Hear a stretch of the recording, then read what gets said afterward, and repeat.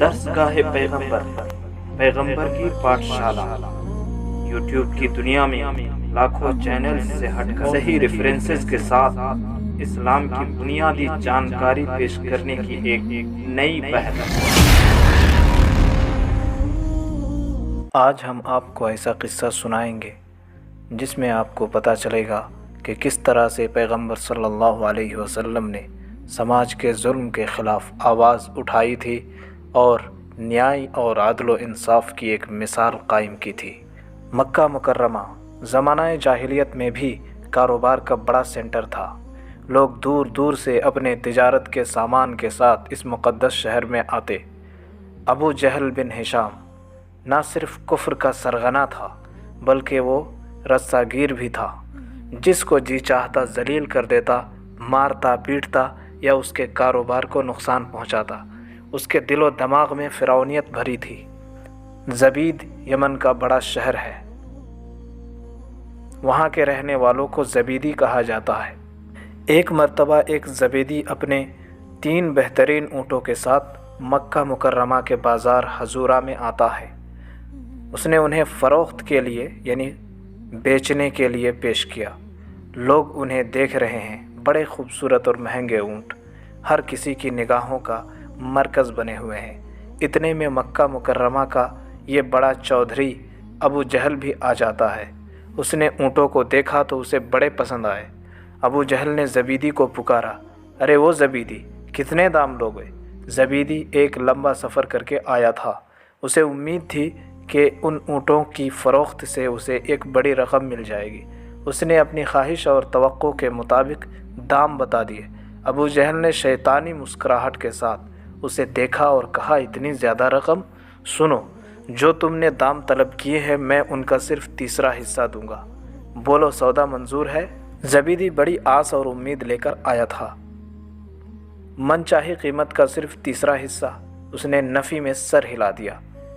میں تو منافع چاہتا ہوں اور مجھے یہاں خسارے کا سودا کرنے کے لیے کہا جا رہا ہے۔ وہ ماحول ہی ایسا تھا۔ ابو جہل نے اونٹوں کی جو قیمت لگائی تھی اس کی خبر فوراً پورے بازار میں پھیل گئی۔ سب کو معلوم ہو گیا کہ زبیدی نے اس کم قیمت پر اونٹ بیچنے سے انکار کر دیا ہے۔ ابو جہل کا خوف اور ڈر ہر کسی کو تھا۔ اب لوگ ڈر رہے ہیں کہ اگر ہم نے ابو جہل سے بڑھ کر قیمت لگائی تو وہ ناراض ہو جائے گا، اور اس کی ناراضی کا مطلب یہ ہے کہ رسوا ہونا پڑے گا، یعنی اپمانت ہونا پڑے گا۔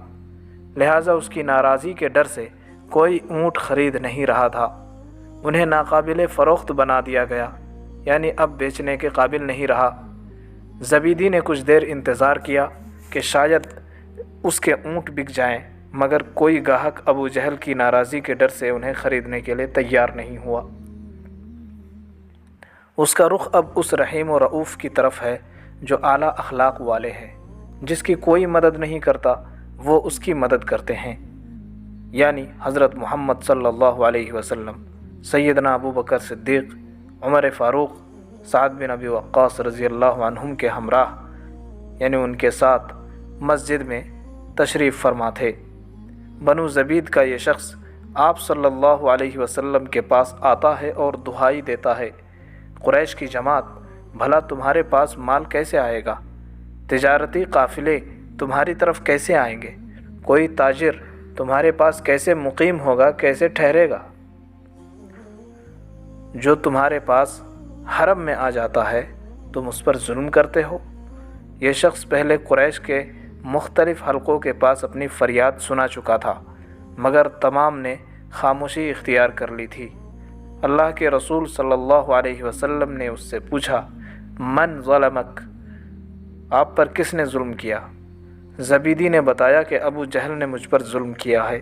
پھر اس نے پوری تفصیل کے ساتھ سارا واقعہ آپ صلی اللہ علیہ وسلم کے سامنے سنا دیا۔ اللہ کے رسول صلی اللہ علیہ وسلم نے پوچھا، این اجمالک؟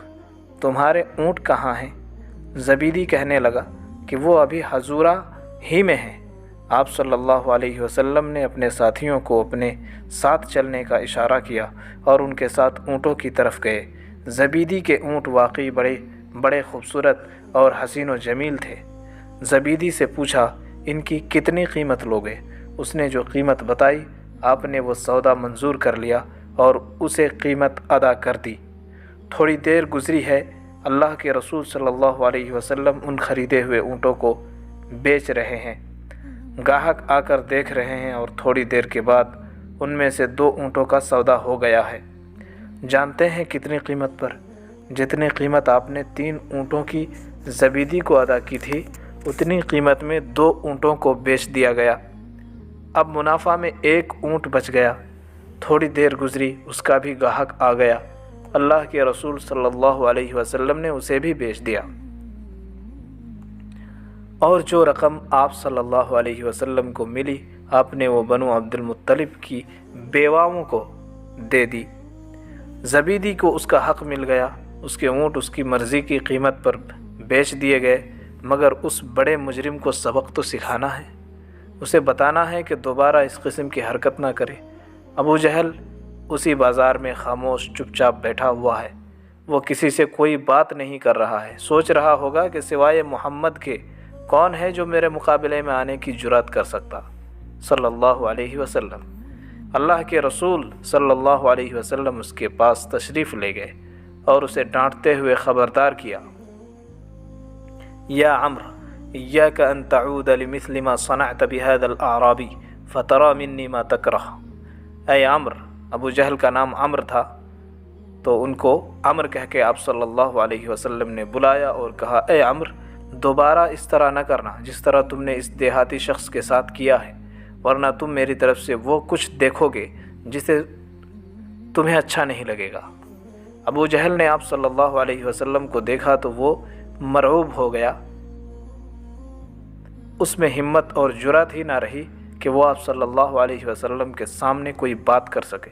جب آپ نے اسے ڈانٹا تو فوراً کہنے لگا، اے محمد، میں دوبارہ کبھی ایسا نہیں کروں گا۔ اللہ کے رسول صلی اللہ علیہ وسلم واپس تشریف لے گئے۔ بازار میں امیہ بن خلف اور وہ مشرکین جو اس وقت وہاں موجود تھے ابو جہل کے پاس آئے، کہہ رہے ہیں، ابو الحکم، تمہیں کیا ہو گیا؟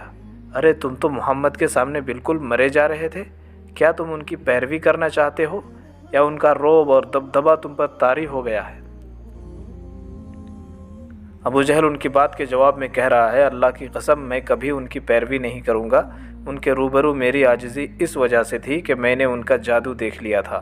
میں نے دیکھا کہ ان کے دائیں بائیں کچھ آدمی ہیں جن کے پاس نیزے ہیں، انہوں نے وہ نیزے مجھ پر تان لیے تھے۔ اگر میں محمد کی مخالفت کرتا تو وہ نیزے میرے بدن میں گھونپ دیتے، صلی اللہ علیہ وسلم۔ انصاب الاشراف، جلد 1 صفحہ نمبر 146 سے 147 اور سبل الہدی والرشاد۔